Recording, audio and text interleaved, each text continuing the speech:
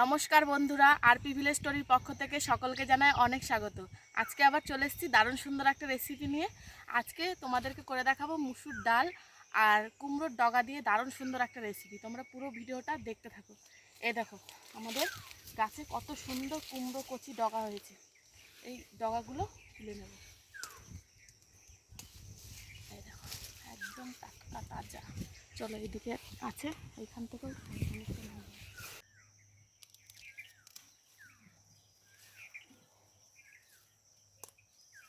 এই দেখো।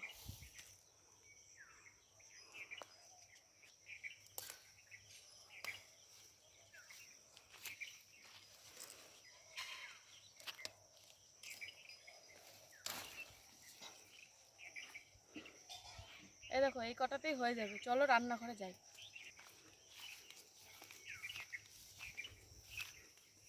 কুমড়োর ডগগুলো জমি থেকে নিয়ে এসেছি, এবার ছোট ছোট করে কেটে নেব।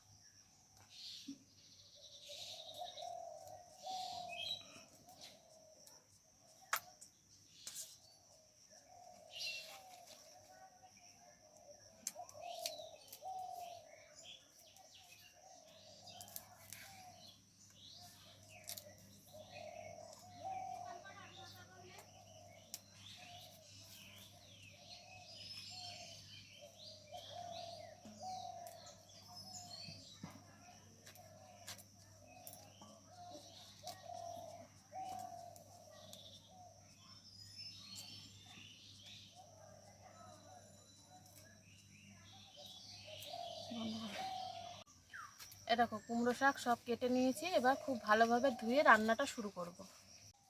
সব কিছু রেডি করে নিয়েছি, এবার কড়াইতে ডালটাকে সেদ্ধ করে নেব। এই দেখো এখানে খানিকটা মুসুরির ডাল নিয়েছি, এবার ডালটা কড়াইতে ঢেলে দেবো।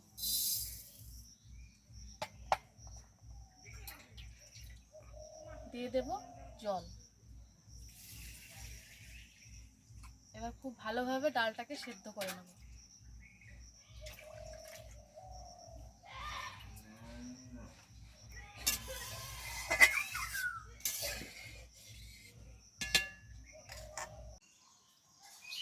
এই দেখো ডালটা খুব ভালোভাবে সেদ্ধ করে নিয়েছি, একটুখানি খুন্তি দিয়ে এরকম করে ঘেটে নেব।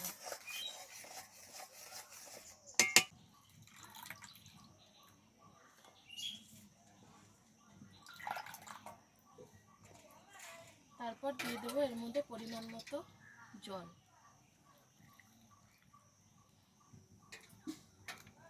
দিয়ে দিচ্ছি পরিমাণ মতো নুন,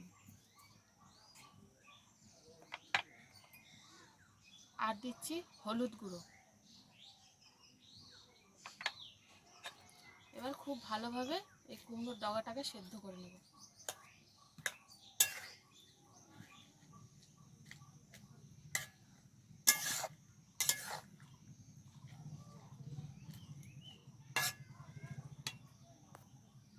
কয়েক কোয়া রসুন থেতো করে নেব।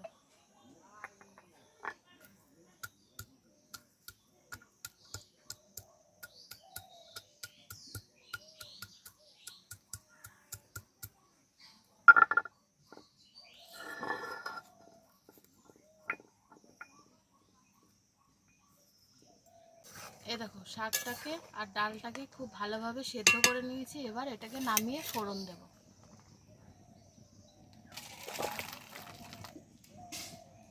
এবার দেব ফোড়ন, তার জন্য কড়াইতে দিয়ে দিচ্ছি খানিকটা সর্ষের তেল। তেলটা একটু গরম হলে দিয়ে দেব শুকনো লঙ্কা আর কালো জিরে।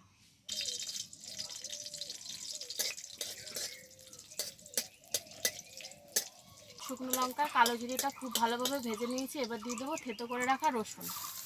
এবার রসুনটাকে ভালো করে ভেজে নেব।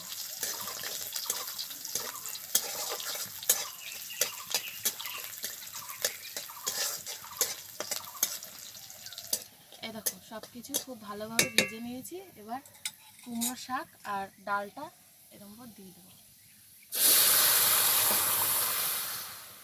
তারপর আর কিছুক্ষণ ফুটিয়ে নামিয়ে নেব।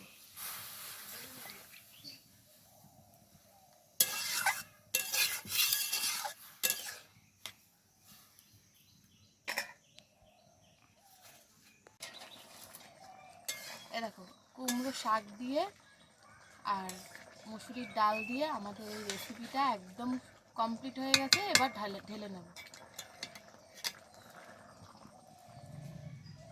তোমরাও বাড়িতে ঝটপট বানাও আর আমাদেরকে কমেন্টে জানাও রেসিপিটা তোমাদের কেমন লাগলো।